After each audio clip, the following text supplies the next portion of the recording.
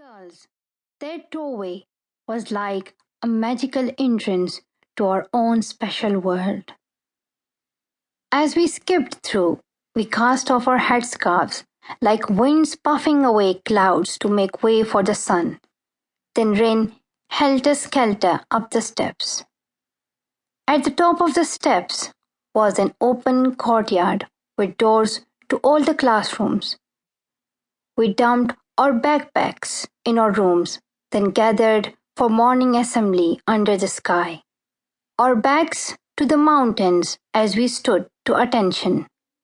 One girl commanded, "Asan bash," or "stand at ease."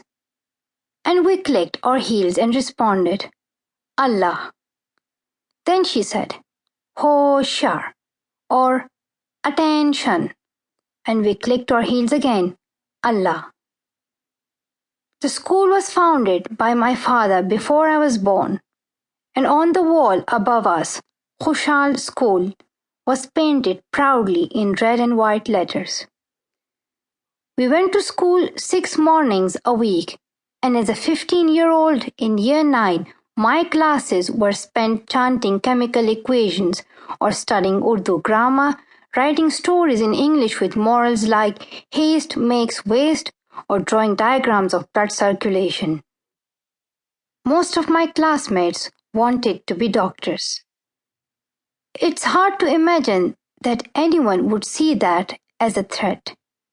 Yet, outside the door to the school lay not only the noise and craziness of Mingora, the main city of Swat, but also those like the Taliban who think girls should not go to school. That morning had begun like any other, though a little later than usual. It was exam time, so school started at 9 instead of 8, which was good as I don't like getting up and can sleep through the crows of the cocks and the prayer calls of the muezzin. First, my father would try to rouse me.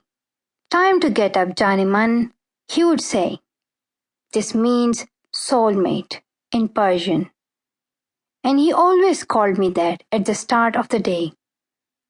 "A few more minutes, Abba, please," I would beg, then burrow deeper under the quilt. Then my mother, Torpekai, would come. "Pisho," she would call. This means cat, and is her name for me. At this point, I would realize the time and shout, "Bhabhi, I'm late." In our culture, every man is your brother, and every woman your sister. That's how we think of each other. When my father first brought his wife to school, all the teachers referred to her as "my brother's wife" or "Bhabhi." That's how it stayed from then on. We all call her Bhabhi now. I slept in the long room at the front of our house, and the only furniture was a bed and a cabinet, which I had bought with some of the money I had been given as an award for campaigning for peace in our valley, and the right for girls to go to school.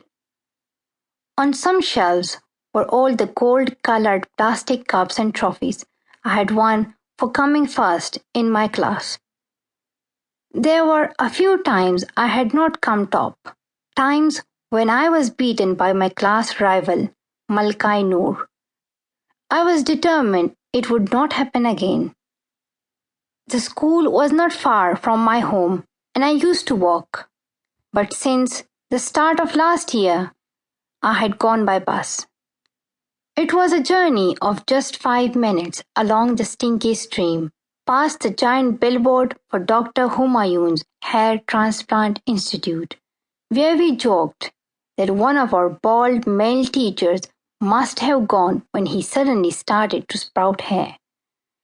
I liked the bus because I didn't get as sweaty as when I walked, and I could chat with my friends and gossip with Usman Ali, the driver, who we called Bhaijan or brother. He made us all laugh with his crazy stories. I had started taking the bus because my mother was scared of me going to school on my own. We had been getting